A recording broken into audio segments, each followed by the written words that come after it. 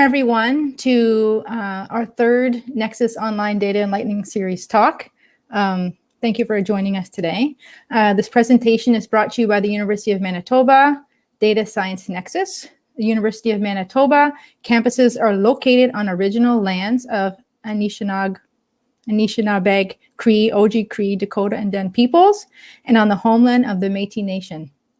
We respect the treaties that were made on these territories. We acknowledge the harms and mistakes of the past, and we dedicate ourselves to move forward in partnership with Indigenous communities in a spirit of reconciliation and collaboration. Today's speaker is a member of the Faculty of Science here at the University of Manitoba, Dr. Lorenzo Livi. I'll tell you a bit about our speaker today. He received a Bachelor of Science degree and Masters of Science degree from the Department of Computer Science in Sapienza, University of Rome, Italy in 2000 and 2007 and 2010, respectively, and his PhD from the Department of Information Engineering, Electronics, and Telecommunications, also from Sapienza, University of Rome in 2014. He worked with several information and communication technology companies during his studies. From 2014, January till April 2016, he was a postdoctoral fellow at Ryerson University in Toronto. From May 2016 till September, he was a postdoc at Polytechnic University in Milan, Rome, Italy, not Rome, and in University of Lugano, Switzerland. Currently, he is an assistant professor in the departments of computer science and mathematics. He is also a lecturer, assistant professor in data science at the Department of Computer Science at the University of Exeter in the United Kingdom. In November 2018, Dr. Livi was awarded the prestigious Tier 2 Canada Research Chair in Complex Data. He is an associate editor of some journals and a regular reviewer of several international journals, including IEEE Transactions and some Elsevier journals. His research interests are diverse in machine learning, time series analysis, complex dynamical systems, with focus on applications in systems biology and computational neuroscience. Today, he's going to talk about his work in neural networks. During the talk, there will be a Slido code, which is F211 today. It will be presented to you, and you can go to slido.com and enter some questions. And after his talk, we will pose those questions to Dr. Livi. So I'd like to thank Dr. Livi for accepting my invitation, and I will pass it off to him. All right. Thank you very much, Catherine, for this nice introduction. Hi, everyone. Thanks for having me here. Thanks, Catherine, for this nice introduction. So today's talk is about recurrent neural networks. This is a joint work with my colleagues in Exeter, Andrea, Peter, and Claire from University of Auckland in New Zealand. So this work is about the interpretation of the behavior of recurrent neural network. And as you will see, this is a work that is focusing more on the theory rather than the application of a recurrent neural network. So this is the outline of the presentation. After a brief introduction on recurrent neural network, I'll discuss the interpretation of the behavior of a recurrent neural network in a specific setting. And then I'll move to the a recent work that we published with my colleagues, where we try to generalize the underlying theoretical framework to describe the behavior of recurrent neural network. And I'll give some definition about the properties of the theoretical notions that we introduce. And I'll point also to current and future research directions.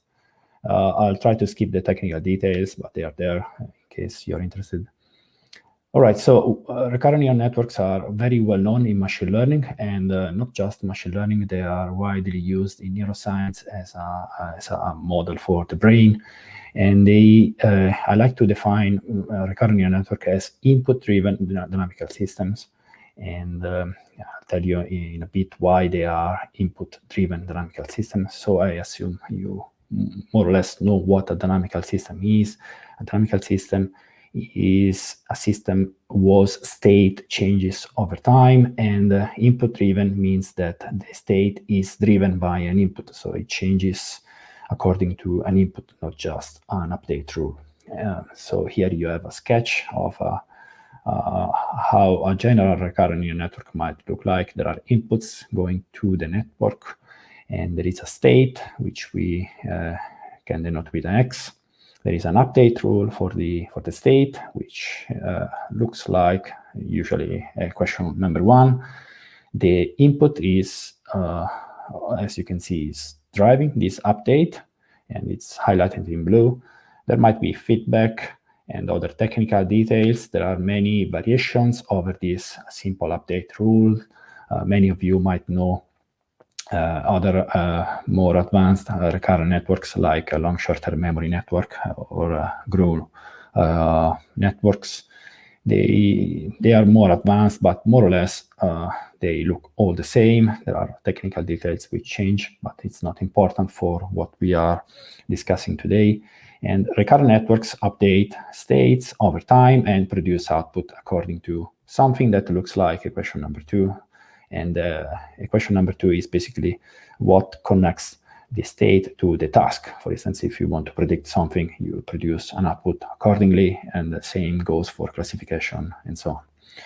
So the real problem about interpreting the behavior of a recurrent neural network is the input, which is basically making the update a time-dependent one. Okay, so the rule that describes the behavior of the network is not a unique rule. It's a rule which changes over time. So this makes the interpretation of the behavior of the network much more difficult, of course. All right, so the application of recurrent neural networks are, there are lots of applications, and it's not part of this talk describing the applications, but they can be used for forecasting, for prediction of time series, for generation of anything, dynamical systems, or if you want to contextualize their application in natural language processing, they can be used to generate text, natural language, or they can be used to generate signals like audio signals, video signals, and so on. But they can be used also for classification, as you see on the right-hand side of the figure here. And so they can be used for basically all machine learning tasks that we know. And so recurrent neural networks are widely used. They are proven to be very powerful in theory. They are universal approximators of dynamical systems. So in theory, they can approximate everything. So that's very, very good. However, they are well known to be very difficult to optimize or train by means of well-known backpropagation through time training procedure. And the key point on showing why this is difficult basically focus on the definition of the gradient of these networks. When you try to optimize by means of backpropagation, you have to do something called a rolling of the network, which basically creates a tip, so a feed-forward network with many layers. All right, and the key technical problem here is is shown in equation 6 and 7. These Jacobian matrices, the product of these Jacobian matrices might create numerical problems in the gradient. And technically, this product might grow to infinity or shrink to 0. And so basically, the gradient becomes useless for training and for modifying the weights. However, many approaches have been proposed over the years to mitigate the problem. There are the recurrent networks, which are called random recurrent neural networks, and Echostate networks are an example of these random recurrent networks. They basically bypass the problem of training the network by not using backpropagation. They are based on a different approach. There are gated architecture like LSTM, as I mentioned before, or GRU, which mitigate the problem, but we don't really know exactly why and how they mitigate the problem of vanishing gradient. There are some papers which show how a possible explanation for this, but still the explanation is still, let's say, requires some research effort, and there are other approaches. Still, this is a problem that is affecting the recurrent neural networks. So this is really one aspect of a recurrent neural network, and an aspect that is attracting a lot of research effort. Many researchers are trying to make more stable optimization procedures for recurrent networks and other variations of architecture which work better on task. There is still a problem of interpreting the behavior of the network regardless of how they are trained or optimized for the task at the end. So this is a totally different problem. Of course, it's connected to the problem of training or improving the performance of recurrent network on the task, but the goal of this research is about opening the black box. And by opening the black box, I mean given a trained recurrent neural network, we would like to know how the network solves a task, so how it operates. And that's a different type of problem. So why this is important? This is important because if you want to use recurrent neural network in critical application, I think it's fair to say that we would like to know how they solve a problem, right?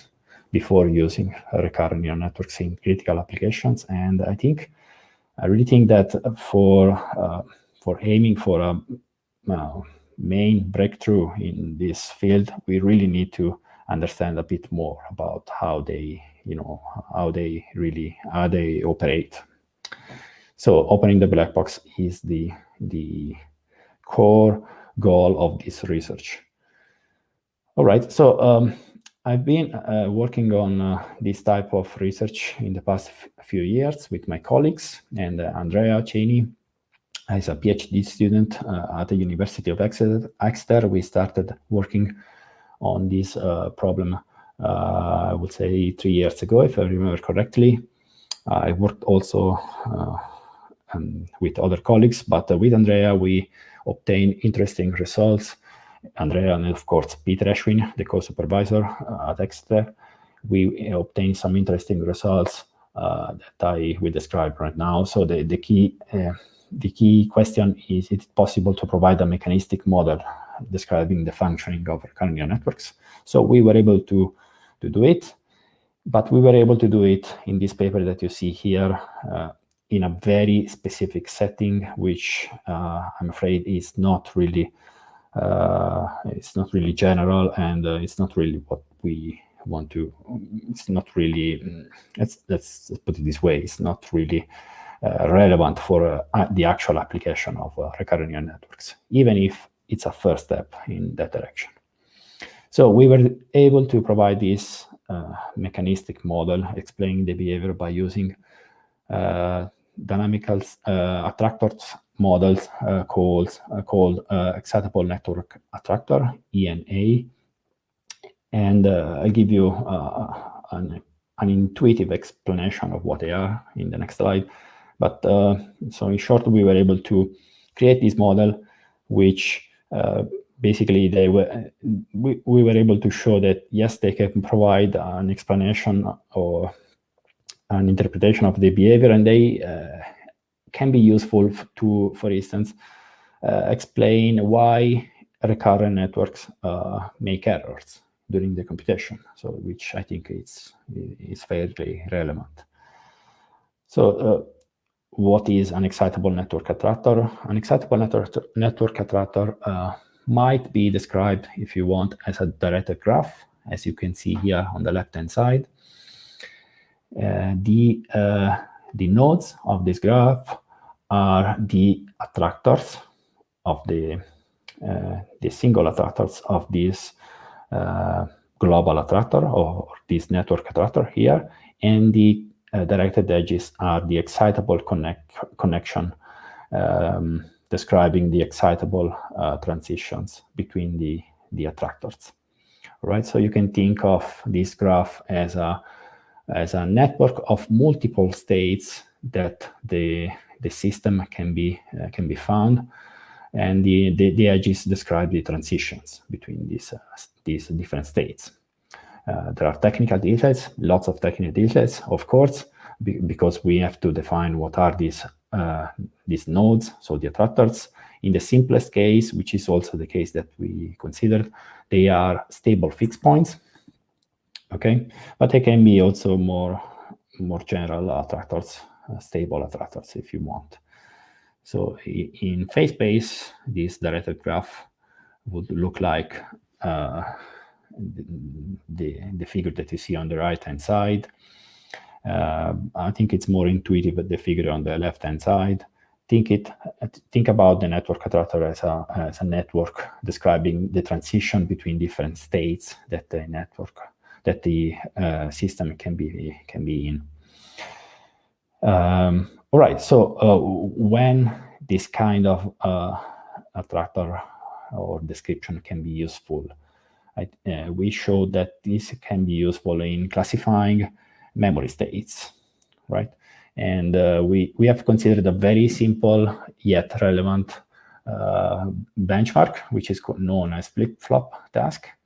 And you have basically, it's a very simple benchmark that can be used to see whether you are learning at the correct memory states. So here you have a number of inputs, which are binary. So in this example, you have 3 possible inputs, binary inputs. All possible combination of the states are 8 in this case. So there are 8 memory states which need to be learned by the system if you want to reproduce this kind of behavior that you see here. So the pulses that you see here are the inputs to the recurrent network in this case, because the recurrent network will be used to learn this kind of behavior, this kind of transitions that you see here. And the red and green and blue lines are the transitions of the states of the single bits. All right. So when you see a pulse in the +1, basically you have to move to you have to switch state. Right. There are 8 possible states. And you have to learn, the goal is to learn the correct transition pattern, basically. Of course, the other goal is also to learn the correct number of memory states. All right, that's fairly easy, I guess, to understand, and fairly easy to benchmark. All right, so there is also a good match with excitable network attractor description that we used. All right, so this is an example of a simulation, and here I think we showed this in the paper because you see that the red line here is the output produced by the network while trying to reproduce the correct transitions. In this example, we have 2 bits, so there are 4 memory states. But this is general approach. So as you can see, the red line is a good match with the black line, which is the target. So it's very good until this point here in time where there is a divergence. And in general, in any machine learning application, you will basically just say that it's working fairly well, but there is some error and you don't care about why it's happening. You know, this problem here around this time step, 13,000 something. Right. So one benefit of interpreting the behavior is that we can make sense of the error, why errors are occurring. So if you basically reverse engineer the excitable network attractor model learned by the network, so the actual model that the recurrent network has learned in order to solve this task, you immediately see that there are 6 memory states, not just 4. So there are 2 spurious memory states, which are, in this case, the source of the error that you see here. And so you see lots of numbers here. They are not relevant for this talk, but they describe the sort of probability of transitioning between the states. But anyway, this is explaining why you see an error here, because at that time step, a transition toward a memory state that shouldn't be there is occurring, right? So that's an explanation for the error. All right, so that's good.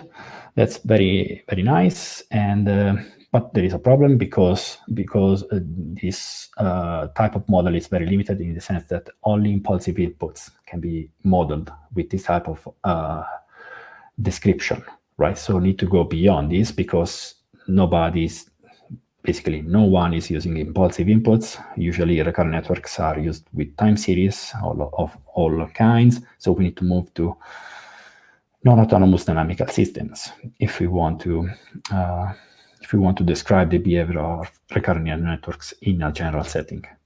All right, so we started doing this in a new paper which we published a few months ago, and there are two ingredients in this paper here. So first one is the definition of a generalized echostate property for recurrent neural networks. And the other one is, of course, we need attractors, which are suitable for describing the behavior describing the behavior under the action of any input. All right. So we need to go beyond the classical theory of autonomous dynamical systems. So what is the echostate property? Echostate property is something that you will see linked to echostate networks, usually, right? In my opinion, it's more general than that. Should be applied to all recurrent neural networks. But for instance, if you read this paper, you will see that they talk about echostate networks.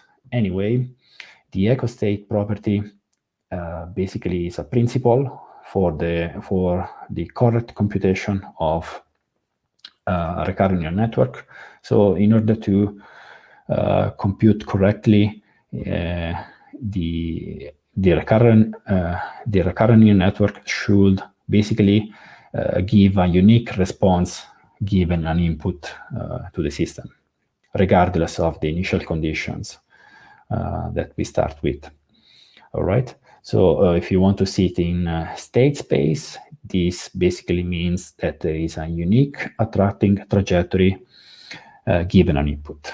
Here you see an illustration. Regardless of where you start, at some point, all trajectories synchronize to a unique trajectory, which attracts all trajectory. So this is equivalent to saying that there is a unique non-autonomous, some form of non-autonomous attractor going on here.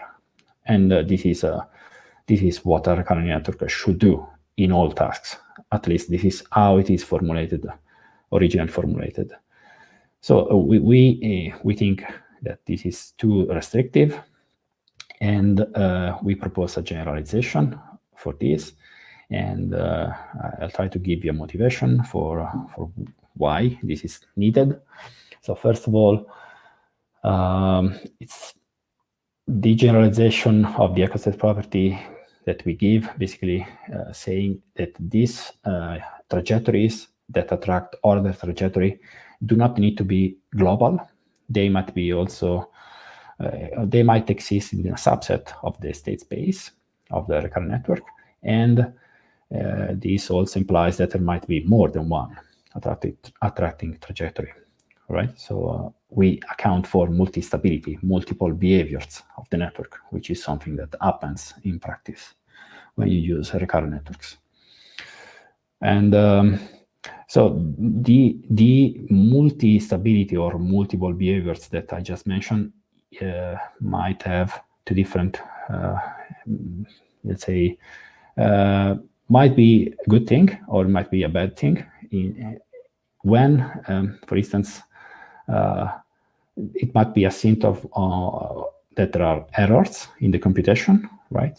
And this is the case where you don't want to be, you don't want to have multiple responses to one input, or it might be needed, all right? Like in an example that I will show you, and there are other examples, more convincing examples in the paper that I'm showing here at the bottom. which I unfortunately cannot show you in the presentation because they are a bit convoluted to explain. But if you are interested, you can take a look at the paper where we show an example of a common neuroscience task where there is a context-dependent computation to be implemented. And here and there we show that the generalized echostate property that we define here is fundamental and it's actually needed. Otherwise, it won't work. A recurrent neural network won't solve the problem. So the idea is to come up with a formal definition of this echo index that we called, basically it's a number which quantifies the number of attracting trajectories, or if you want, the degree of multistability of the network given an input. All right, I think this is intuitive. There is an input driving the system, and we allow for multiple responses, not just one. They are stable in the sense that if you start from around the initial conditions, you will get the same response, and that's a common notion of stability of an attractor. All right, so I give you an intuitive, try to convince you with this intuitive explanation of why multiple responses are not necessarily a problem, so why we need to generalize echostate property. So if you think about classification, think about something that looks like this. We have a hyperplane in phase space, which is used to classify time series. Multiple responses to an input might look like this. If you start from here in the bottom right part with this first initial condition, then you drive the network with the input, you end up here and classify the time series as a member of the +1 class. That's good. If you start from another point, you end up again the correct side of the hyperplane, so classification is still okay, and that's not a problem, of course. So in this case, right, this is a trivial example, but it's an example showing that multiple responses are not necessarily a problem in classification tasks like this. So we need to generalize the echostate property. All right, so this is, as I say, the second ingredient consists of defining proper attractors which are suitable for non-autonomous systems or driven systems, like in our case. And we have defined basically what you would say basically is a non-autonomous fixed point. So it's a fixed point which is not much fixed in this case. So it's not very, it's not like, it doesn't describe a static behavior, of course, because we are under the action of an input, and the non-autonomous fixed point that we defined is called the local point attractor, and it's basically a trajectory in phase space which attracts all other trajectories that start within the same basin of attraction. All right, here you see an example. I need to speed up a bit. Of a multi-stable system driven by two inputs, which are switching. So we basically have an input formed by switching two different type of input values, right, with equal probability. And you see that the system is basically responding in two different ways, right, depending on where you start. If you start from this basin of attraction, the trajectory of the network will synchronize around this local point attractor in the top part of this figure here. If you start from the other basin of attraction, the trajectories will synchronize to this other local point attractor. Okay, so there are multiple responses depending on where you start. All right, so there are, so this is the intuitive, let's say, definition and explanation of what is a generalized echostate property, and what are the type of attractors that you might want to consider in the non-autonomous setting. As I mentioned here, these are the non-autonomous counterpart of fixed points, so they are very basic, very, I would say, let's say, the most simple type of non-autonomous attractor that you can define. But as you can see, the behavior of this trajectory might be as complex as you want. All right. This is a two-dimensional system. Here we are showing just one coordinate. You should think about this as a trajectory in 2D. But you can think of a trajectory as complex as you want, right? So it's already capable of describing a very complex behavior in phase space, right? So more complex non-autonomous attractors are possible, but we are not able to work with them yet. Okay, so when do they exist? In the paper we managed to prove a couple of things, and this basically is saying this theorem here is giving sufficient condition for the existence, basically, which are not necessary. So they are sufficient, but we suspect there are less strong. We can make less assumptions if you want. We can simplify lots of things, but these sufficient conditions basically say if the underlying autonomous recurrent network has a number, say, n of fixed points which are stable, and the network is driven by an input which is not too strong, and the strength of the input is related to the degree of stability of this fixed point, then we say that the network driven by the input will have a corresponding n, a number n of non-autonomous fixed points or local point of attractors, which, by the way, I think at the end we used a different number, but a different name for the local point attractors, but it's not fundamental. All right, so this is a sufficient condition for the existence. And there are other things which we have defined, which we think will be useful in practice for assessing the robustness of the computation of a recurrent network when you have trained a network and you're using a network on a task. I think ideally you want that a network driven by an input, let's say, responds in a way such that you have a number n of different stable responses, let's say 2.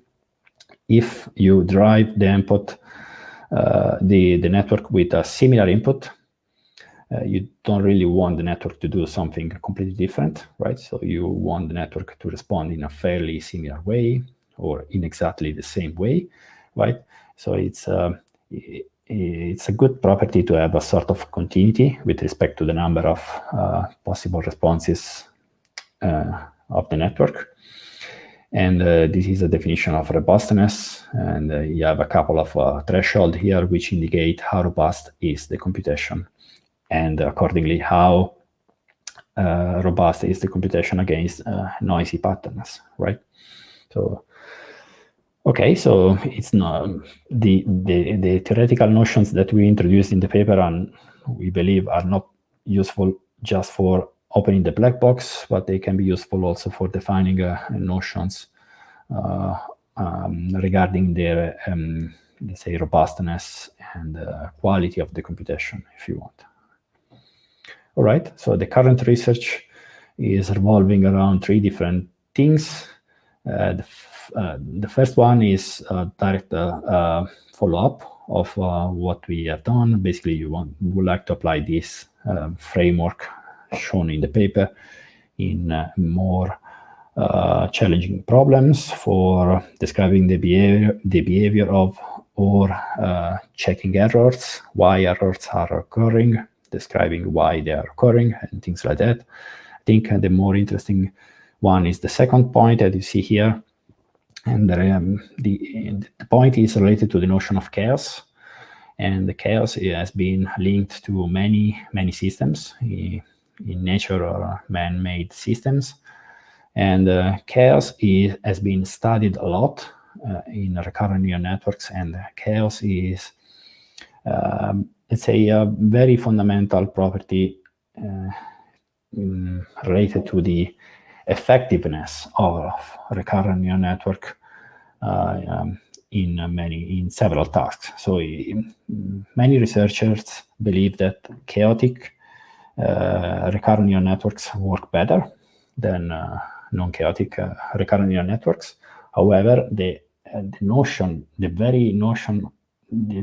of chaos has been defined for autonomous dynamical systems, which basically this is there is a need to define what is chaos for driven systems, so non-autonomous systems like recurrent neural network.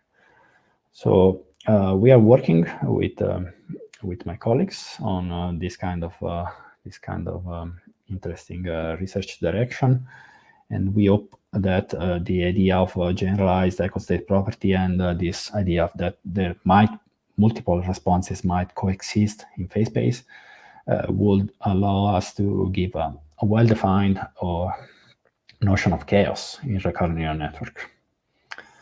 All right, and of course we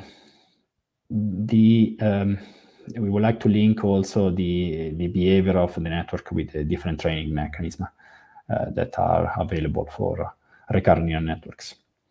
All right, that's all for the presentation, and I would like to thank you for your time, and thanks to the sponsor, and thank you. Thank you, Lorenzo, for a very interesting talk. We have a question here, if you can answer it for us. How have you assessed the efficiency of your approach on higher dimensional behavior beyond n=2? All right. So that's a very good question, because something that I didn't mention is that recurrent neural networks are indeed very high dimensional dynamical systems. So you have many neurons in the recurrent layers, so you end up with a very high dimensional dynamical system. So how you visualize this graph, for instance, that I showed you before, right? So the graph that you see, they can be drawn as a graph, so they don't have a dimension, so you can see this graph regardless of the dimensions of the state space of the network. All right. So if the question was referring to the dimensionality of this object here, it's not really a problem.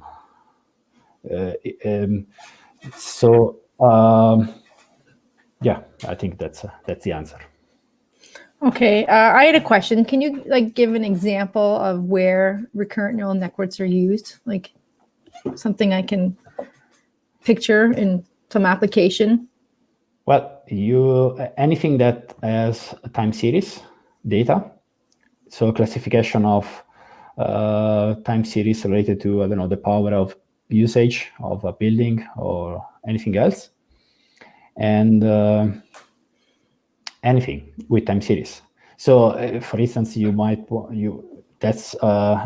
really depends on the task. This is a task of classification. You might want to use recurrent neural network to generate time series. Mm-hmm. So, like you want to learn how to regenerate a given behavior, right? Like a practical example would be you want to learn how to generate a text in natural language that looks like a real paragraph written by a human, right? So you can use these things to generate this kind of things, or images. But images is not really a good example for recurrent network, but at least it makes sense. Mm-hmm, mm-hmm. We have an interesting question here, Dr. Livi. I'm in your COP 4360 class next term. They want to know if you'll be covering this topic or RNNs at all in the class. No, it's part of the advanced machine learning class. I'm sorry. That's okay. And there's one more here. How do you find the stable points learned by the RNN and the number of attractors needed for a task? Good point. So in this example that I don't know if you can still see my slides, but anyway, yes. So in this example here, we have considered the stable fixed points as nodes of this network attractor, and the fixed points are determined by means of an optimization procedure on the energy, let's say, on the update function of the network itself. It's a bit technical, but the fixed points are found by optimizing a function. So it's fairly easy because there are established procedure to optimize things like this. So the fixed points are the solution of an optimization algorithm, right? So, and the other part of the question is how many fixed points do we need? And that's a very good question. So in this trivial example that I show you here, we know how many network memory states we need, right? So we can benchmark if what we do is working, is correct, right? But in general, who knows? So I cannot tell you. The point is that we can benchmark the procedure in controlled setting. If it works, fine.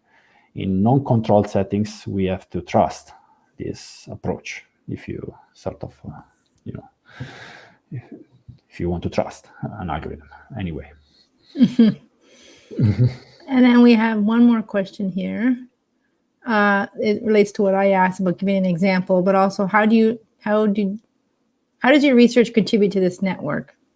Not sure what they mean by that. Maybe you do. No. Okay.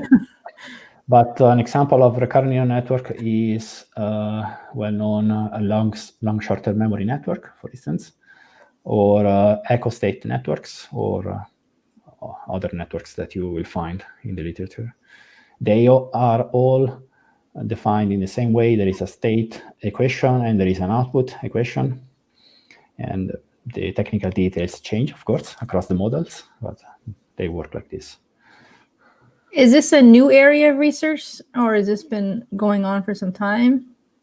Recurrent neural networks I'm talking about in particular. So recurrent neural networks are quite old. I mean, they have been introduced, I'm not sure when, but in the 80s probably. But they have been forgotten because of the difficulty of training recurrent neural networks. Mm-hmm. The first problem was the vanishing exploding gradient problem, then computational issues, of course, lots of waiting time, right? And these problems are still there. As I said, the vanishing exploding gradient problem is not solved. It's not completely solved, right? But so the models are the ideas are quite old, but with advent of GPUs and I don't know, renewed interest in these things, we are working on these things now.